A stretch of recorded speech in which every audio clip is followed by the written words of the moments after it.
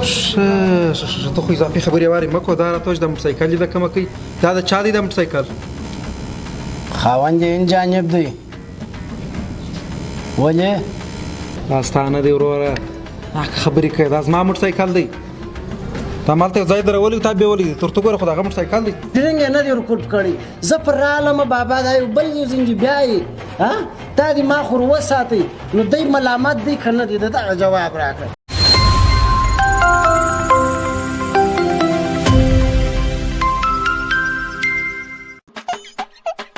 سیدې زه په دا مارکیټ کې یو چوکیدار یم، مګر دا خو ستاسو مسؤلیت دی. تاسو پر خپل شي پام کوئ. نو پر هغه خو زه پام نسم کولی. خو زه انسان یم، کوچنی مارکیټ خو نه دی. خو چې زه مازې پر راګرځم د دې خو یو شی بیول کېږي.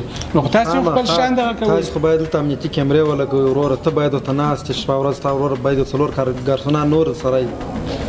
سیدې زه په دې باندې ځکه نه درسره کوم، مګر اوس خو زه یوازې یم. نو وروره تا موټرسایکل درولی دی، کلب کړی دی نه دی. دا چې اول وارې نه دی، دا چې دوهم وارې دی. باید ته پوه سې.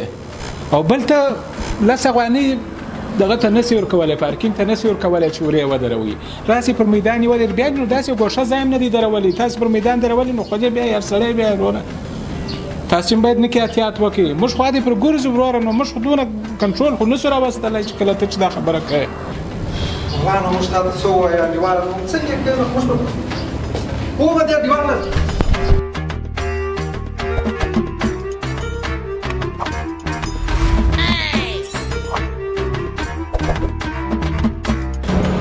خیریت دی چې زما مخ مو راوګرځوئ لکه پشیانې مخ ته راته وولیدلاست.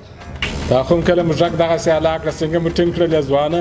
زه داسې ګرځېدم برګر مې خوړی. اوس به برګر در باندې وخورم موږ په خپله. ته خو اضافي خبرې وارې مه کوه. دا راته د موټرسایکل لیده کمه کوي. دا د چا دی د موټرسایکل؟ خاوند یې این جانب دی. ولې؟ دا ستا نه دی وروره. خبرې کوي. دا زما موټرسایکل دی. تا مالته یو ځای درولي تا بیولي دي. تر ته ګوره خو د هغه موټرسایکل دی. یعنې ته په دغه موټرسایکل باندې مطمئن یې؟ ته یې سم وګوره ستا دی.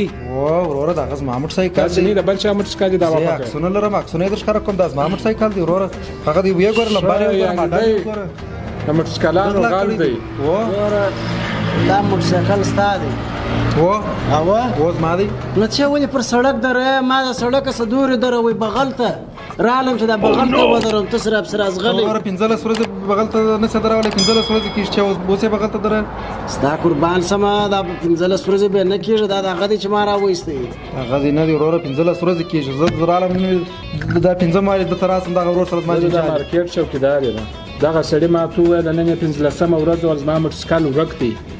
او ته وا نن ما راوایسي دا موټرسایکل. سیدې چې ما بیولی دی ما بوتې. سیدې ما په جیب بوتې. بابا یو بل یې بونځي زنجي برابر نو پر هغه مخ پسې ورکې. اوس خو لا دا دی شکر دی سره په مخ ورلو. بیا زه رالم وروره که جانت به 3 وارې پوښتنه وکړه. ما دا موټرسایکل د چا دی وایس نه ویله.